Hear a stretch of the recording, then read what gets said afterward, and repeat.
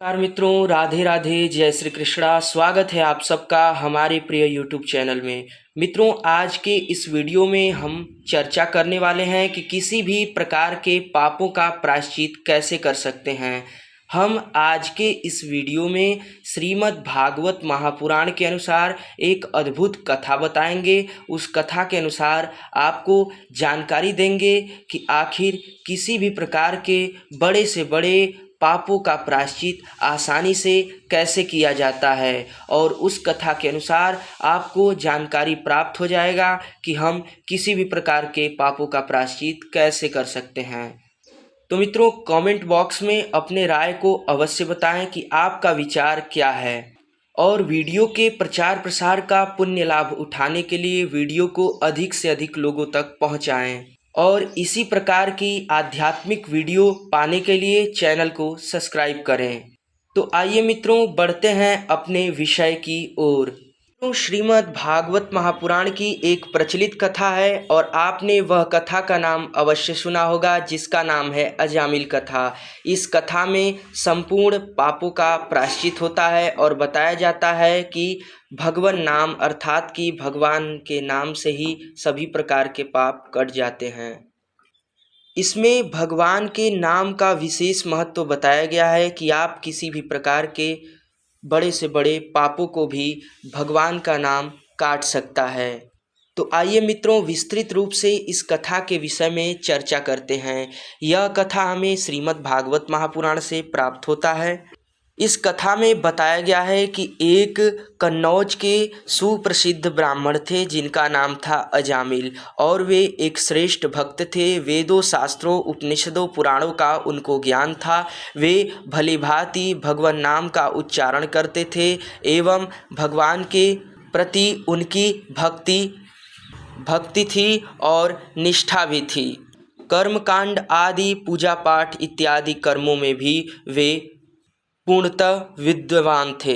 लेकिन किसी कारणवश मित्रों, एक बार वे एक जंगल में भ्रमण करने के इच्छा से जा रहे थे, और जाते वक्त उन्होंने एक वेश्या को नग्न अवस्था में देखा। एक पुरुष के साथ संभोग कर रही थी, और इस प्रकार से ब्राह्मण ने इसे देखकर दुख प्रकट किया, और वहां से भगवान का नाम उच्चारण करते करते वे चले गए।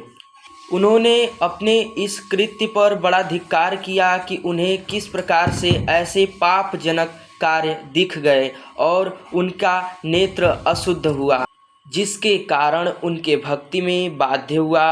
उन्होंने अपने मन से उस स्मृति को हटाना चाहा, लेकिन बार बार वही स्मृति उनके मन में प्रवेश कर रही थी, और कामोत्तेजित भावनाएं उनके मन में जाग उठी, और वे अपने मन को वश में नहीं कर पाए, और वह पूर्णतया काम वासना कृत्यों में लिप्त हो गए, और उनका मन उनके वश में नहीं रहा। मित्रों, सोचिए कि वे एक विद्वान थे, उन्हें कर्म कांडों का ज्ञान था, वे वेद पुराण इत्यादि ग्रंथ भी पढ़ते थे, लेकिन फिर भी वे अपने मन को वश में नहीं रख पाए, और प्रभु की माया के प्रभाव से उनका मन पूर्णतया भ्रष्ट हो गया, और वे भी कामोत्तेजित भावनाओं में लिप्त हो गए। उन्होंने इसी कारणवश अपनी पत्नी को भी त्याग दिया और उस वेश्या के साथ विवाह किया, और उसी वेश्या के साथ वे काम वासना में ऐसे लिप्त हुए कि प्रतिदिन उनका पूर्णतः समय काम वासना में ही बीतता था, और वे पूर्णतः इस कार्य में लिप्त हुए। भागवत महापुराण के अनुसार उनको 10 पुत्र उस वैश्या से ही प्राप्त हुए, और जिसके कारण उन्हें बहुत गरीबी भी देखने को मिली। पैसे की कमी होने के कारण, धन की कमी होने के कारण वे चोरी और डाका डालने भी लगे। इसी कारण उनका मन चोरी में भी लिप्त हो गया। और मित्रों, श्रीमद् भागवत महापुराण में आप पढ़ेंगे तो उनके बारे में बहुत कुछ लिखा है कि वे विभिन्न प्रकार के पाप कृत्यों को करने लगे।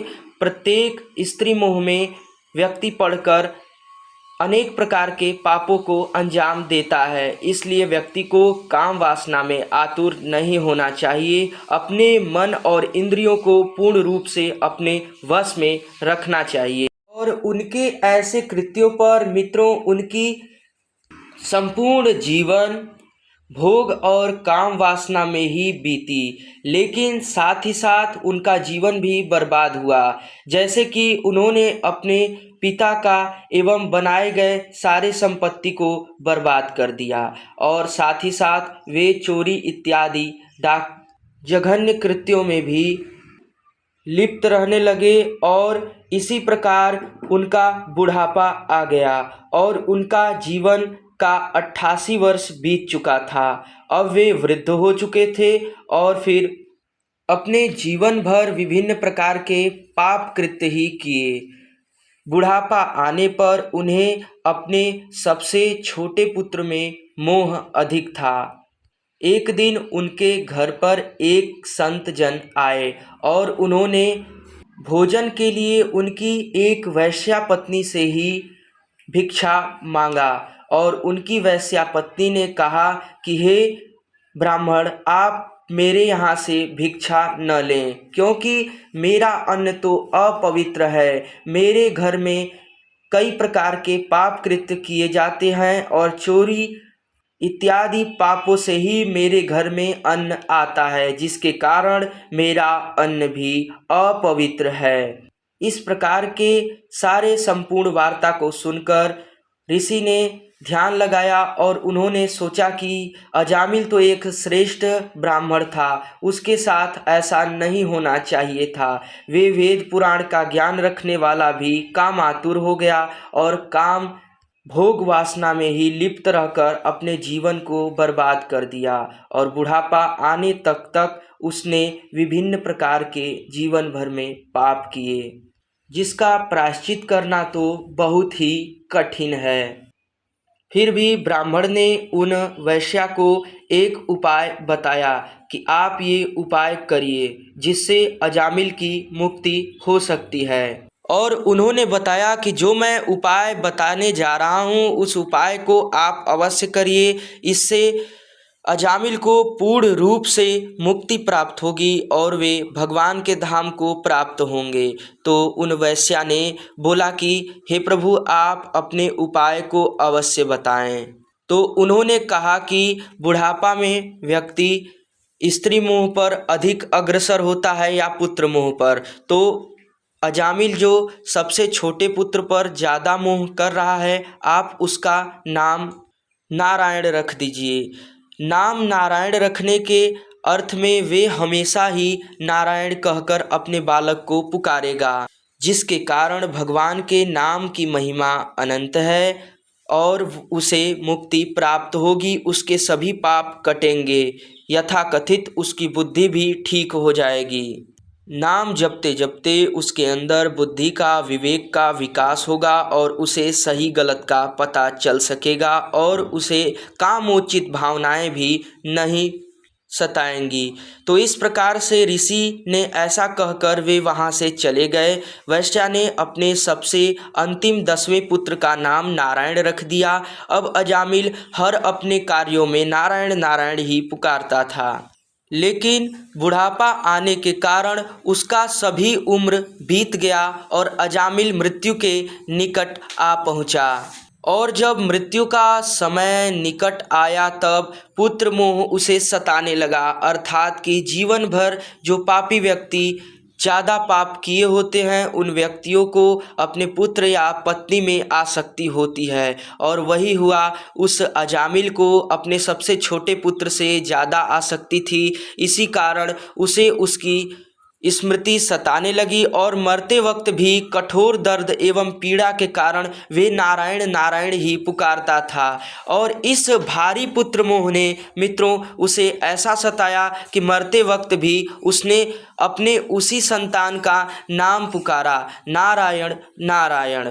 और श्रीमद् भागवत महापुराण में विस्तृत वर्णन मिलता है कि उसी वक्त उसे यमराज के 3 पार्षद लेने के लिए आते हैं। भयावह पार्षदों को देखकर वे डर जाते हैं और यमराज के उन पार्षद जिन्हें यमदूत कहा गया है, उन्हें देखकर वे चीख चीख कर नारायण नारायण पुकारते हैं। और उसी वक्त प्रभु परमात्मा श्री नारायण अपने पार्षदों को भी वहाँ भेजते हैं अजामिल को लेने के लिए, क्योंकि मित्रों माना जाता है कि कोई पापी कितना हो बड़ा से बड़ा पाप कृत्य किया हो, अगर मरते वक्त उसने भगवान का नाम ले लिया तो उसे मुक्ति प्राप्त होती है। वैसे तो भगवान नाम की इतनी शक्ति है कि आप अगर भगवान का नाम जपते रहें तो आपके पूर्व जन्म के भी पाप आसानी से जलकर नष्ट हो जाते हैं। और फिर इस कथा की यही महिमा है कि वहाँ पर भगवान श्री हरि नारायण के पार्षद अजामिल को अपने प्रभु श्री हरि के वैकुंठ धाम की ओर ले जाते हैं और यमदूतों को यह कहकर समझा देते हैं कि व्यक्ति भले ही अनजाने में ही सही, पुत्र मोह में ही सही, किसी भी प्रकार से भगवान का नाम लेता है तो उसके सारे पाप स्वतः ही जलकर नष्ट हो जाते हैं। एक जन्म में ही नहीं अपितु 84 लाख योनियों में जितने भी पाप हैं वे सब जलकर आसानी से नष्ट हो जाते हैं। परमात्मा की नाम की यह विभिन्न प्रकार की महिमा बताते हुए पार्षद अजामिल को वैकुंठ की ओर ले जाते हैं। तो मित्रों, इस प्रकार के कथा से हमें यही जानकारी प्राप्त होती है कि किसी भी प्रकार के अगर पाप कृत्यों को आप नष्ट करना चाहते हैं तो आपको भगवान नाम अर्थात कि भगवान के नाम का आश्रय लेना चाहिए और प्रभु के प्रति शरणागत होकर के प्रभु के नाम को अधिक से अधिक बार जपना चाहिए। और जितने भी आपने पाप किए हैं उन पापों का प्रभु के सामने क्षमा मांगे और निश्चय करें कि वे किए गए पाप आप फिर कभी नहीं करेंगे, तभी आपके संपूर्ण पाप नष्ट हो सकते हैं। और यही धर्म ग्रंथों में नियम और अनुष्ठान भी है कि नाम जपें, भगवान का स्मरण करें, पूजा पाठ इत्यादि कृत्य भी करें, लेकिन साथ साथ आपको किए गए पूर्व पापों का प्रायश्चित भी करें और आपको उन पापों का अफसोस भी हो। और आप सौगंध भी खाएं कि कभी भी किए गए वैसे पापों को आप दोबारा नहीं करेंगे। तो निश्चित ही भगवान के नाम में इतनी शक्ति है कि वे आपके पापों को पल भर में जलाकर नष्ट कर देगा।